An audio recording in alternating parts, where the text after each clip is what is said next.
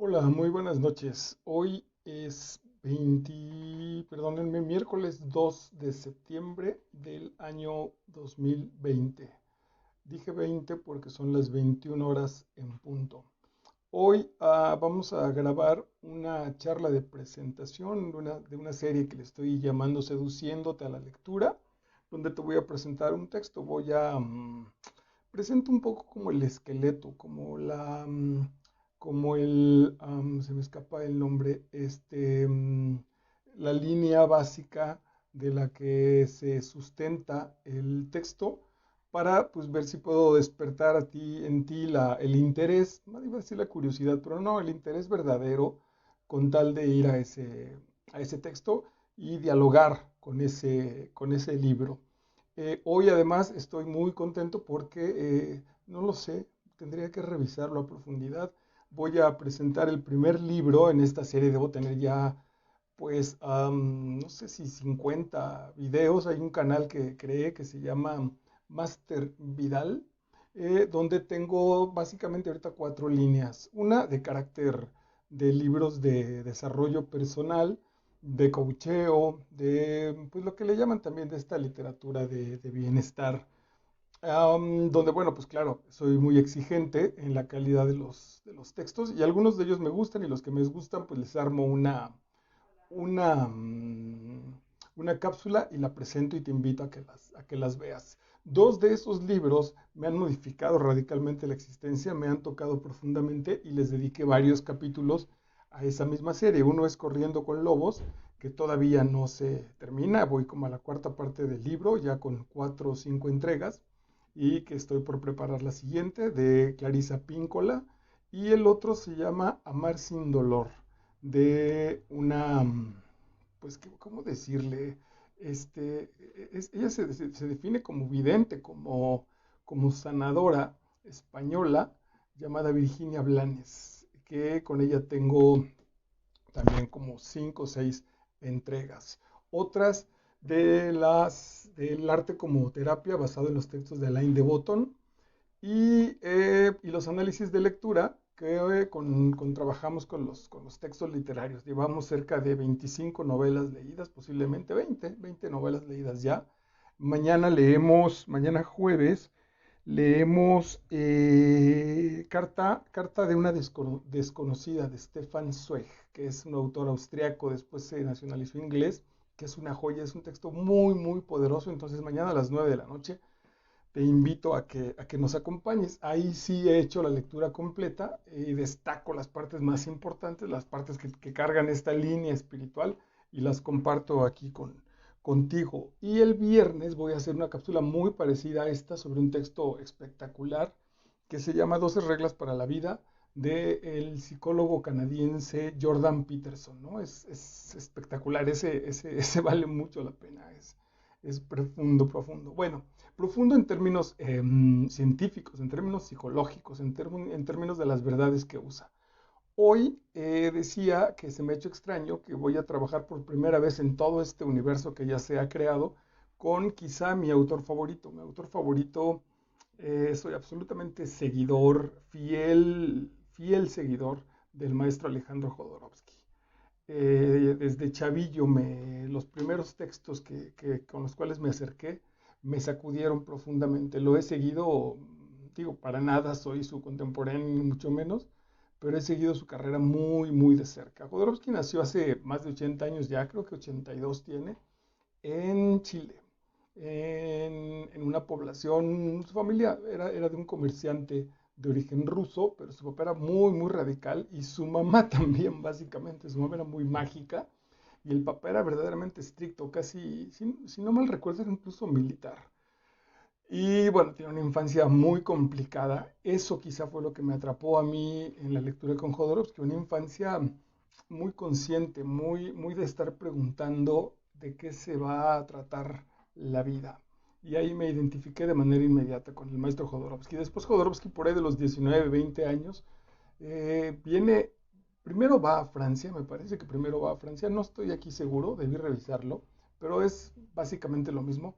El asunto es que se convierte en el asistente, va a estudiar pantomima a París, y se convierte se convierte en el asistente de Marcel Marceau, que probablemente es el mimo más famoso de la historia de este planeta. Yo no sé si sea el mejor, pero seguro, seguro el más famoso sí, sí lo es. Entonces de ahí, cuando me enteré de eso, yo no sé si entonces yo conocería al maestro Jodorowsky en escena, porque en alguna ocasión que vino Marcel Marceau a México, presentó un espectáculo en el Teatro de la Ciudad y nos invitaron, yo ya estaba estudiando teatro y nos invitaron al ensayo, de manera que era gratis. Y entonces, bueno, se suspendieron las clases en la escuela de teatro y nos fuimos a formar. Y yo estaba entre los primeros 10, 11 lugares. Llegamos muy temprano. Fue un agasajo. Y a mí me parece que seguro ahí vi a Jodorowsky siendo el asistente de Marcel Marceau. Y luego viene a México y viene a estudiar, viene siguiendo a un maestro de origen japonés para aprender cosas de pues, terapia, meditación, disciplina, etcétera, etcétera. Y después se queda con el asunto de los chamanes. Jodorowsky tiene en su libro La danza de la realidad, que es su biografía, tiene dos cosas espectaculares, profundas, que me voy a dar a la tarea de revisar, sobre todo la segunda de ellas, la voy a revisar con mucho cuidado y se los voy a compartir seguramente. Eh, en México, va a casa de una chamana, una bruja curandera llamada Pachita o Panchita, y Jodorowsky dice que es testigo de haber visto operaciones eh, sin medicamento y sin instrumental médico. Operaciones a mano limpia, directa, a base de curas y de estar sobando la piel. La mano de la curandera penetra la piel, penetra los tejidos de la persona, saca una especie, él lo narra ahí, una especie de piedra, una especie de tejido ahí descompuesto, apestoso, negro, lo saca, saca la mano del estómago, mete la mano al estómago sin bisturí, sin nada, sin instrumental, y entonces saca esa madre y la tiran y el paciente se recupera, ni siquiera lo cose, pues, lo cierra y se levanta y el tipo está tirado ahí en la cama esta media hora y después lo deja ir, le daba de beber algo y sale por su propio pie. Y Jodorowsky dice que fue testigo de eso que les estoy platicando. Pues yo lo leí y es muy impresionante. Y la otra, que es la que tengo que revisar a ver si no levanto falsos, la voy a revisar con mucho cuidado, es que me parece que está haciendo un planteamiento sobre el amor. Y en una de esas situaciones, él habla de que tuvo una relación amorosa y por lo tanto sexual con su propio hijo, es decir, vivió una relación de incesto. Jodorowsky habla, por ejemplo, de que cuando sus hijos eran pequeños, su recámara, la recámara de su esposa y de él, jamás estuvo cerrada. Y que entonces los niños eventualmente pasaban, incluso entraban a la recámara mientras estos dos estaban teniendo relaciones sexuales y se detenían a platicar y los invitaban si querían quedarse a ver la relación sexual, se podían quedar los niños y cuando se aburrían se iban. Eso a los niños Jodorowsky pues no les generó entonces el asunto de la sexualidad, no les generó ningún trauma, lo encontraron absolutamente natural. Bueno, pero una de estas situaciones es que él, apostando a que el amor más importante es el amor sexual, lo voy a leer con mucho cuidado. A mí me da la impresión de que él habla de que tuvo relaciones sexuales con su hijo, de que tuvo relaciones incestuosas y que los dos terminaron muy contentos, muy en paz, muy amorosos. Pero bueno, lo voy a establecer y regreso con ese, que no es chisme, pues es una situación radical en términos de romper viejos esquemas, ¿no? Posiblemente que no sé si le entre o no, pero cuando menos habría que plantearlos. Bueno, hoy toda esta vuelta, bueno, y ahora vive en París, ha recorrido el mundo entero con sus charlas, cura, lee el tarot, y en París, en una cafetería, una vez al mes, me parece, o no sé si una vez a la semana, abre una consulta de manera gratuita. Él está ahí, llega la gente y le hace preguntas y los consulta. Y él estableció una situación que se llama la psicomagia. La psicomagia, él dice que es una situación, lo de mágico es para quitar el asunto racional con respecto a la mente y que es curación para el inconsciente. Hoy el texto que vamos a presentar, bueno, ahí anda el buen Jodorowsky todavía, el texto que voy a presentar se llama El tesoro de la sombra.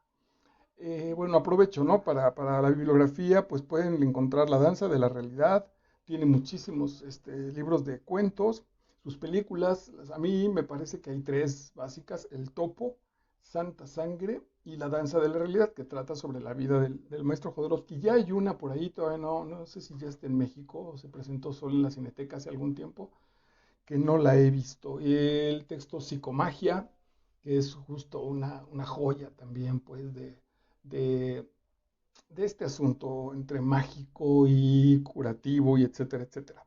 Hoy vamos a trabajar con el Tesoro de la Sombra. El Tesoro de la Sombra son 198 historias, la última de ellas es de 2 cuartillas y media y algunas son de un renglón, así literal. Son 198 historias por lo que nos cuentan algo, historias simbólicas, historias que hay que desmenuzar, historias, como ustedes saben, que van al nivel 7, historias mágicas, historias que muestran el tesoro de la sombra. ¿Qué es la sombra? La sombra seguramente este concepto lo usó del maestro Carl Gustav Jung, que hablaba de que en el interior nuestro hay un espacio de sombra. Quizá también Freud lo manejó desde hace muchos años, desde sus primeros diseños de la psique, como un iceberg. Imaginen un iceberg y entonces el mar, lo que vemos del mar hacia la punta del iceberg, representaría el 7%, me parece, del tamaño del iceberg. Entonces, lo que está en sombra, lo profundo, lo verdaderamente que le da sostén al iceberg, está debajo o metido en el agua, ¿no? Debajo de la superficie del mar. Esa es la sombra. Entonces lo que aparece es la luz, es esta charla entre nosotros, son mis apuntes, es el orden, nos quedamos de ver a las 9, esto tendrá un proceso. Y lo que está debajo es no solo lo mecánico que no se ve, sino los pensamientos, las inquietudes, las preocupaciones, los deseos, las frustraciones, las alegrías, que no se muestran de manera directa y no se muestran si no las ponemos en nuestra boca, pero que ahí están y que son motores importantes para la vida. Que muchas veces nuestras reacciones afuera tuvieron más que ver con situaciones de fondo que no nos dimos cuenta que con situaciones afuera. Cuando yo entraba a clases, el primer día de clases me presentaba ante un salón y había un chico al que yo le caía mal y que durante todo el semestre o todo el año me demostraba que yo le caía mal. Normalmente, por ejemplo, digo, pues yo llegaba y trataba a 40 personas de la misma manera, porque estoy frente a las 40 personas, ¿no? Nunca balconeé a nadie. Me importaba mucho entrar a dar clases, ni siquiera a presentarme demasiado. Mi presentación duraba 10 minutos. Y yo le caía mal. Normalmente, cuando me acerqué a estas personas, no sabían por qué les caía mal. Me decían, no sé, profe, es medio mamón, se cree mucho, lo que ustedes quieran. Esa situación de yo caerles mal, dice Freud, o está en la sombra, que les representa algo que está por debajo de esa superficie, por debajo de lo que, en realidad en lo que no se ve. Alguna vez algunos me contestaron que me parecía un familiar, que hablaba como su papá. El asunto es que a la gente que le caía yo mal, irremediablemente tenía una especie de recuerdo, de nexo, de enganche con otra situación que aparecía, ¿no? Que no se detenía a reflexionar, que solo decía, pues este güey me cae mal, y entonces así lo aceptaban. ¿De dónde viene ese me cae mal? No tengo idea, porque ni siquiera lo había provocado algo.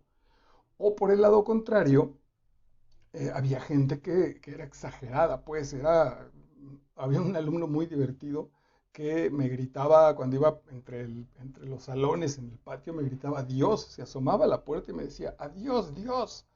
Y entonces algunos le dijeron, ya, güey, no seas exagerado, no es para tanto. Y él decía, no, es que es Dios. Seguramente también esta frase venía de lo profundo, venía de un asunto inconsciente donde yo, mi personalidad, algo le recordaba.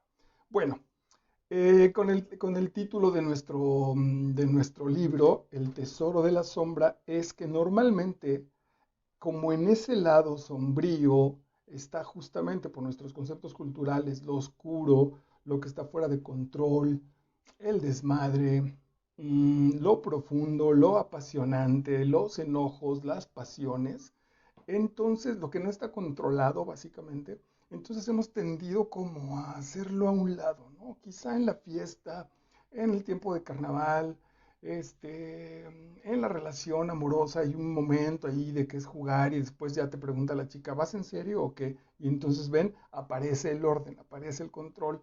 O estás recién emparejado y andas echando desmadre un poco, jugando, y entonces también se presenta el momento de a ver que vamos a hacer familia, tenemos hijos, y entonces viene un asunto del orden.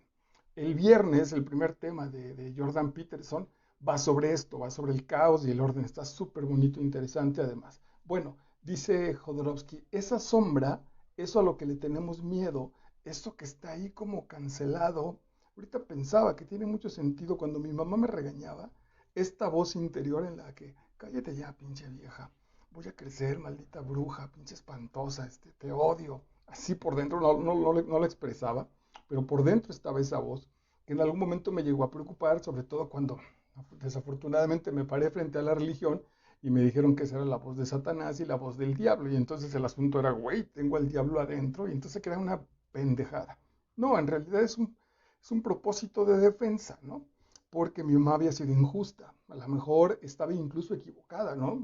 Viví en un hogar muy neurótico donde si se oía algo que se caía en la recámara de mis hermanos o en la mía, no preguntaban qué había pasado. Llegaban a regañar y a separar y todo había sido un desmadre. O sea, a lo mejor yo estaba incluso, bueno, fue a tal nivel neurótico en mi casa que seguramente no de gratis, pero mis hermanos llegaban a provocar llanto, se ponían de acuerdo y empezaban a llorar. Entonces yo estaba oyendo música o leyendo o haciendo lo que sea y de pronto volteaba y estaban llorando. Y yo preguntaba, ¿qué pasó? Y entonces llegaba mi papá o mi mamá muy molestos, abrían la puerta y los dos me señalaban, los cabrones. Y entonces yo así de, están locos. Mi papá me empezaba a regañar o mi mamá, algunas veces me sapeaban, etcétera, etcétera. Y entonces estos cabrones incluso detrás de mi mamá se reían de mí los güeyes, era muy neurótico. Esa es la sombra. O sea, ese rencorcillo jodón de mis hermanos. Y entonces cuando mi mamá me está regañando por algo que yo no hice, ese monstruo, esa sombra me está defendiendo en realidad, no me está diciendo relájate, güey, contéstale, porque es injusto lo que está haciendo esta vieja. Claro que otra vez es el orden, hay estatus, hay niveles, entonces tengo que racionalizarlo de alguna manera. Bueno, esa sombra que normalmente la convertimos en monstruo, le tenemos miedo, está en el fondo, etcétera, etcétera, dice Jodorowsky, tiene un tesoro de información para nosotros. Hay que acceder a él. Ya lo hemos trabajado, todo el viaje espiritual, todo el trayecto del héroe que está generando su viaje espiritual, todas las peripecias, todos son enfrentamientos con la sombra, todos los monstruos, todos los enemigos, todo lo que se enfrenta, normalmente es la voz de su sombra, que terminará por dominar, por empatar, por empatizar, por dialogar con ese monstruo, con esa sombra, para llegar finalmente a la meta espiritual convertido en otro, porque no ha dejado de ser el mismo, pero puesto en otro nivel. Ok, entonces en esa sombra hay un tesoro, dice Jodorowsky. Nos va a contar en 198 pequeñas historias elementos que podemos pescar si hacemos el viaje a esa sombra, si hacemos el viaje a ese interior.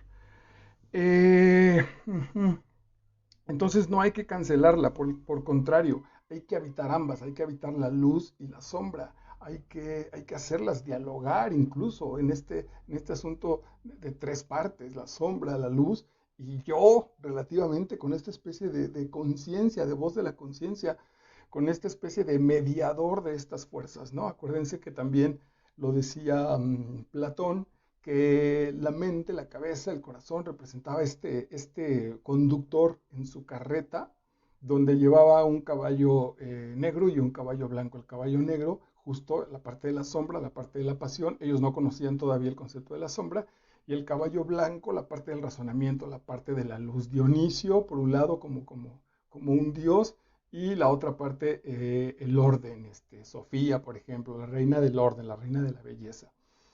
Y nosotros representamos ese jinete, esta vocecita que va a dialogar con ellos, es esta voz que dice, a ver, ok, caballo negro, venga, frena, blanco, acelérate, lo que quieran, para mediar, para ir en la búsqueda de la mediación o del equilibrio.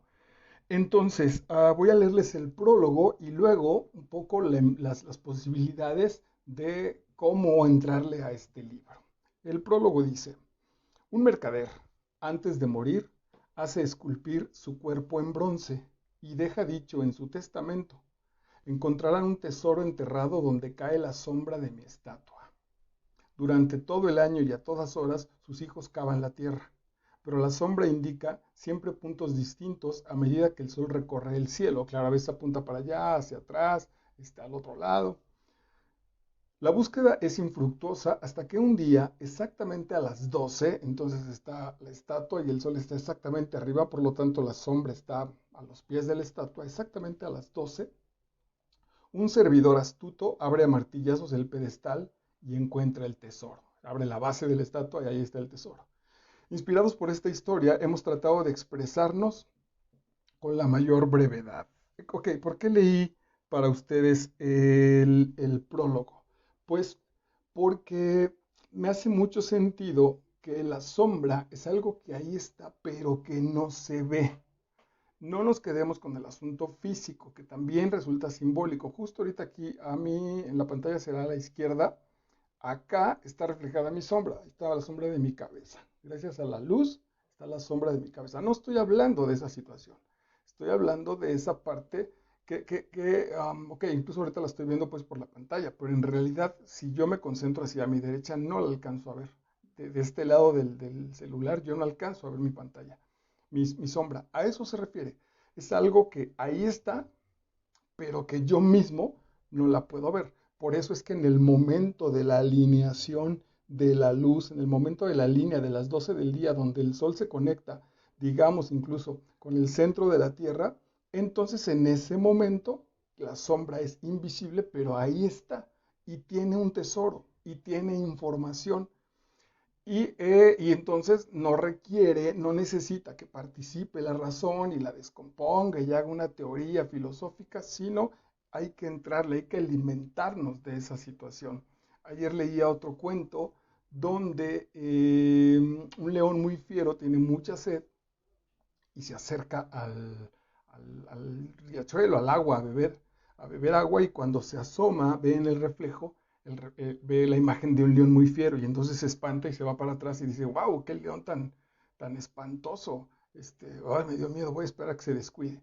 Se vuelve a acercar y vuelve a aparecer y dice: no manches, ese león está muy cabrón, voy a ir por otro lado, y va por otro lado, se asoma, vuelve a aparecer el león y entonces él se espanta y dice: pero tengo que hacer algo porque no me voy a morir de sed, pues me arriesgaré a ver si el león ese no me devora. Lo que haré, dice, voy a tomar agua y a ver si ya en el agua él ya no él ya no me jode, ¿no? Ya no me espanta. Y entonces corre hacia el lago y mete la cabeza antes de ver su imagen. Ese es ir a la sombra.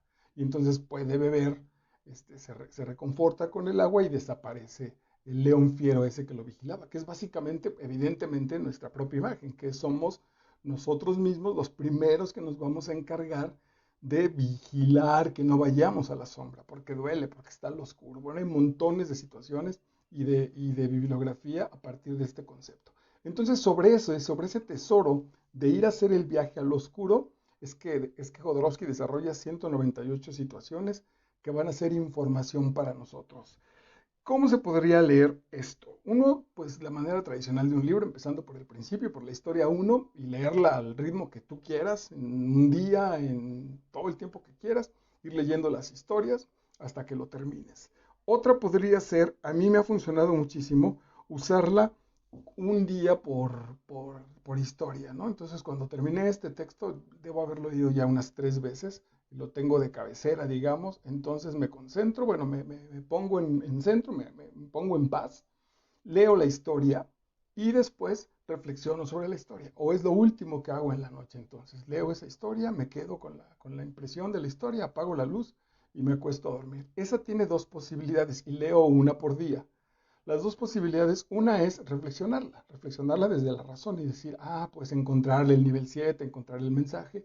Y la otra, más cerca de la tradición sufí, dice que no, que ni siquiera hay que pensarla. Te tira la historia, te tira el cuentito y no lo comentas, solo te lo tragas así literalmente, te alimentas de él.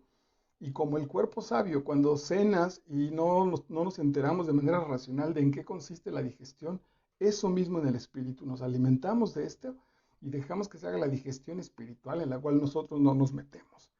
Una tercera sería al azar, ¿no? Muchas veces he usado este libro cuando tengo algunas inquietudes existenciales.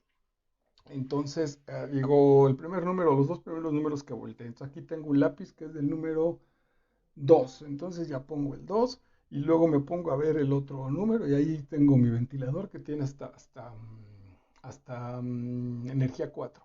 Y entonces lo sumo y voy a la página 24 y esa historia leo. Es maravilloso porque normalmente esa información tenía que ver de manera mágica con lo que me estaba ocurriendo en el día. Esa es otra posibilidad para que leas de esa forma este texto. Bueno, te voy a poner un ejemplo, a ver si de esta manera te convenzo, te seduzco para que consigas el texto y le entres a una experiencia maravillosa.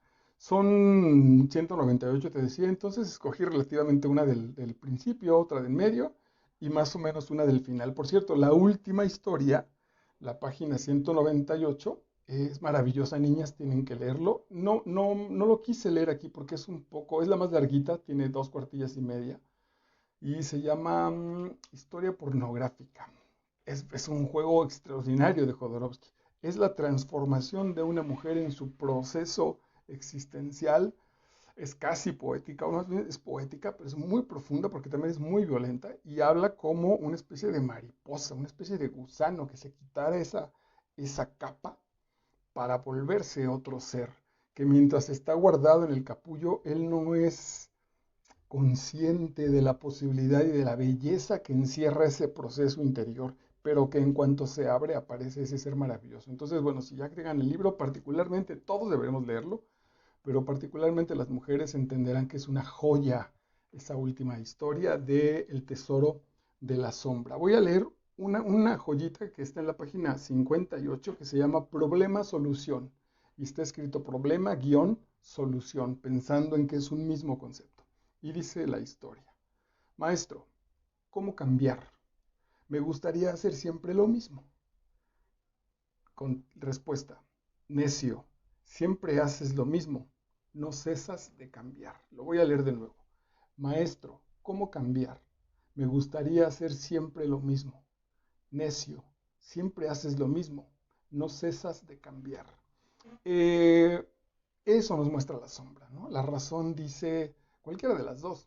Esta vida es insoportable, todo cambia, me gustaría tener seguridad, asegurar mi futuro, estar en un mismo trabajo, saber que con esta pareja ya no me voy a separar, que voy a vivir ya en esta casa, que voy a tener solo este trabajo. Y esa seguridad, dice la sombra, no es la vida. Ese es el exceso, esa es la proyección que tú quisieras. Porque aunque la tuvieras, en ese mismo camino no te has dado cuenta, pero como dice la canción de Violeta Parra, todo cambia, todo el tiempo. A nivel de biología, por ejemplo, parece ser que nuestras células cambian de manera inmediata y el más viejo de nuestros órganos dura 7 años cuando más. O sea, cada 7 años todo en nuestro cuerpo se renovó. Eso en la parte biológica física, pero ya no digamos en los pensamientos, justo, ¿no? En la madurez, en las emociones, estamos cambiando todo el tiempo. Entonces llega el estudiante y dice: maestro, ¿cómo cambiar? Me gustaría hacer siempre lo mismo. Y el maestro le dice: eres un tonto, güey, ¿no te has dado cuenta que siempre haces lo mismo? ¿Qué es lo que siempre hago? Cambiar. Lo único que es perenne es el cambio. Lo único que no cambia es que cambiamos. Es maravilloso, es una enorme paradoja bellísima que tiene que ver hasta con el concepto, por ejemplo, del yin y el yang, ¿no? De términos que se complementan, que si se acuerdan de ese símbolo, si no vale la pena que lo revisen, pareciera, nosotros ya lo vemos siempre en fijo, pero parecería que los conceptos se pudieran voltear, que son indistintos, en realidad sí, que puede uno ponerse de cualquier lado del otro. Uno es negro con un punto blanco y el otro es blanco con un punto negro, es decir, en realidad son la misma realidad, dividida en estas dos áreas relacionales. Si quitas una, desaparece la otra. Vamos a la página 108 y con ese les leo, perdón, debe ser, sí, la historia 108 que se llama Catástrofe. Incluso es de menos de 2 renglones. Dice, salió corriendo a la calle, lanzando gritos que erizaron el cabello de los transeúntes. ¡Socorro! Mi espejo se muere. Lo leo. Salió corriendo a la calle, lanzando gritos que erizaron el cabello de los transeúntes. ¡Socorro! Mi espejo se muere. Es maravilloso, ¿no? Porque este tipo que está viendo cómo su imagen se muere, en realidad él está confundido. Cuando nosotros pensamos que nos estamos muriendo, el espejo es la realidad. El espejo es, no, es decir, físicamente nos está poniendo el ejemplo. Pues si yo veo que mi reflejo se muere, el que se está muriendo soy yo. Esa podría ser la historia básica, la historia relativamente normal. Sin embargo, como soy un aprendiz, como soy un necio todavía, tengo miedo de lo que se está muriendo es solo la imagen, ¿no? Porque el ser no muere, el ser no va a cambiar, el ser va a cambiar a una situación, no sé si mejor, pero la vida es eterna. Va a cambiar, es solo un proceso. Seguramente es mejor, cuando menos es más amplio en términos de la conciencia.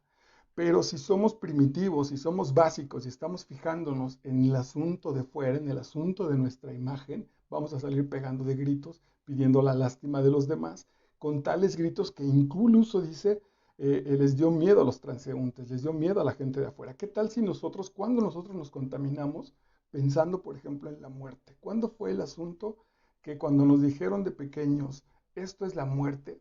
Y entonces vimos una caja y alguien ya no volvimos a ver, ¿no? Yo, mi primer muerto fue la madre de mi abuelita, la madre de mi papá.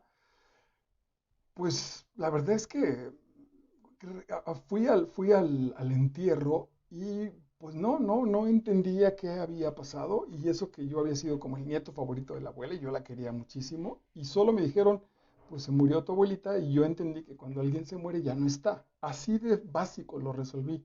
Pues ya no está, ok. Ver llorar a mi papá en la tumba de mi abuela fue espantoso, lo tengo clarísimo. Fue la primera vez que vi llorar a mi papá, además con esa intensidad con la que yo lloraba seguramente cuando pues, tenía hambre, o cuando me había golpeado, o cuando tenía un profundo dolor.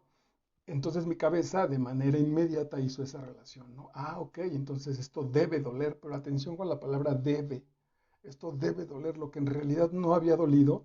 En el momento en que yo lo veo y me erizo, se me eriza la piel, se me eriza el cabello por el grito de mi padre, entonces empiezo a entender que la muerte es dolorosa. Es muy probable que no lo sea, que realmente no lo sea. Yo poco a poco me he ido desafanando, ¿no? He tenido 3 o 4 muertos ya importantes en mi vida.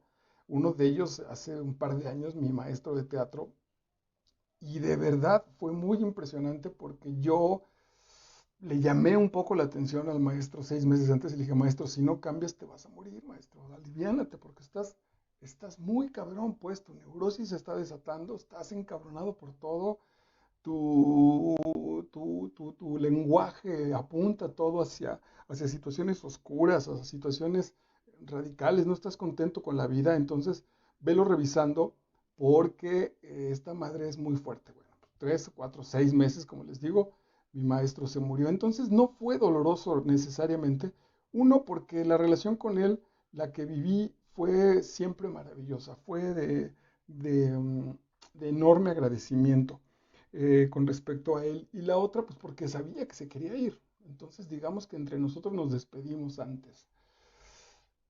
Pero no sé, pues la de mi papá fue con un proceso muy largo de Alzheimer. La verdad es que ya quería que se fuera, ya quería que se muriera porque era muy doloroso. No, no sé si para él, no fui yo, no fui él, perdón, no fui él, pero para mí estaba siendo muy doloroso. Entonces, no, todavía no, y no sé si quiero, todavía no tengo la experiencia como de esa muerte directa, pero supongo que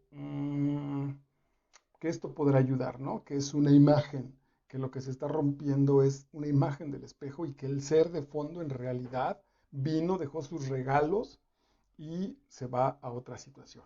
Última, y con esto cierro mi seducción para ti, para que leas El tesoro de la sombra de Alejandro Jodorowsky. Este se llama La frontera. Con el pecho cubierto de medallas, regresó el viejo soldado. Arrastrando su pierna ortopédica, dejó una larga línea en la tierra. Esa huella iba dividiendo el mundo en dos. un lado estéril que rápidamente se convertía en desierto y un lado fértil, poblado de bosques, flores exuberantes y aves multicolores. El viejo soldado, con el pecho cubierto de medallas, se perdió en el horizonte. Poco a poco el viento y la lluvia borraron esa huella. El mundo recuperó su unidad. Otra vez, pues, este es muy bonito, muy profundo. El desierto es la página en blanco. Es desierto porque podemos hacer con él lo que quieras. El hecho de que lo veas vacío, es que esto de aquí depende de cómo lo veas. Dice Silvio Rodríguez en una de sus rolas que tiene la despensa vacía, pero está llena de dignidad su despensa. Y hay un concepto interesante, ¿no? ¿Qué quieres ver en la despensa vacía? ¿La despensa vacía y la carencia o el espacio posible de llenarlo de productos renovadores, de productos que te van a alimentar? ¿Qué quieres hacer? ¿Ves un espacio, ves un vaso medio lleno o lo ves medio vacío? El desierto entonces no representa la muerte, no representa la soledad, no representa la carencia, la falta de agua, este brutal calor. Ese es el cliché que hemos manejado comparándolo con la ciudad. El desierto es el desierto, pero tú eres el mago que puedes poner ahí lo que quieras. Hay una gran metáfora en la construcción dicen que es la única ciudad cuyas luces se muestran desde el espacio exterior, que es Las Vegas, en Estados Unidos, en el estado de Nevada. Bueno, pues Las Vegas es orgullosa, es uno de los orgullos del hombre porque fue creada en un desierto. No había nada y en esa nada construyeron ahora la ciudad más luminosa del planeta. Ese es el desierto, ¿no? En el desierto no hay nada. Entonces nuestra vida en ese desierto, en esta sombra y en esta luz, en una parte la mantenemos desértica. Hay una parte que no hacemos nada con ella, que la vivimos como experiencia. Las crisis, la muerte, la angustia, la soledad. Y hay otra parte. Sí, ahorita que pensaba en la soledad, pensaba en Cristo, pues, que Cristo pues, fue capaz en este momento él recordara, etcétera, y dijera, ok, transformé la historia de este planeta. A partir de mi llegada el tiempo se cuenta. Imagínense el poder de lo que vino a hacer este hombre. Y por otro lado, su brutal soledad en la cruz cuando le dijo a su padre, padre, pues, ¿por qué me has abandonado? Ese es el desierto, esa es la parte árida, brutal. Y la otra, pues, la llena de flores, el jardín que viniste a hacer. Bueno, pues esas dos que se van creando mientras vamos viviendo, una vez que termina nuestro proceso de creación en ese desierto, dice Jodorowsky, poco a poco el viento y la lluvia borraron esa huella y el mundo, el desierto y estas flores recuperó su unidad. Volvió a ser esta tierra, esta hoja en blanco del poeta, con la posibilidad de que alguien más la venga a reescribir. Es decir también que nuestra historia es pasajera, ¿no? A lo mejor en ese sentido podríamos jugar, no, lo que hagamos no se va a quedar eternamente, va a pasar. Entonces, podríamos quitarnos esa carga y ese peso. Por otro lado, no se trata de hacernos unos tipos irresponsables y pensar que como el tiempo se lo va a llevar, entonces no es importante lo que hagamos. Si bien es cierto que a lo mejor no va a estar toda la eternidad, sí es importante, sí son muy importantes las acciones para mí en este momento. Y entonces para mí es importante haber vivido la soledad y la angustia del desierto o voltear al otro lado y revisar el jardín y todas las flores que he sembrado para hacer mejor el mundo en ese momento, para que ese jardín eventualmente alguien de atrás también lo disfrute, lo transforme, lo corrija, lo queme, como en una historia de Murakami, ¿no? Que le prende fuego a todo lo que está, a todo lo que a él le parece que está bien hecho y le preguntan por qué, dice, pues para que exista la renovación. Parece un tipo maldito, pero en el fondo tiene el sentido de la vida, de este concepto que se habla en Mujeres corriendo con lobos, de vida, muerte, vida. Aquí aparece maravilloso en esta frontera, en este cuentito de Jodorowsky. El desierto, que es la posibilidad de vivir, y una vez que lo hemos vivido y muerto en ese mismo viaje, desaparece y vuelve a generarse la vida, que es esta nada en la cual podemos crear. Bueno, pues dale, busca el tesoro de la sombra, disfrútalo, entrégate, sacúdete con él, revuélcate de acá y sobre todo del corazón y de las tripas de este maravilloso texto. Esta grabación, bueno, se quedará colgada en el muro de Facebook y en un canal que se llama Master Vidal, que está en YouTube para que la puedas consultar cuando tú quieras. Muchas gracias.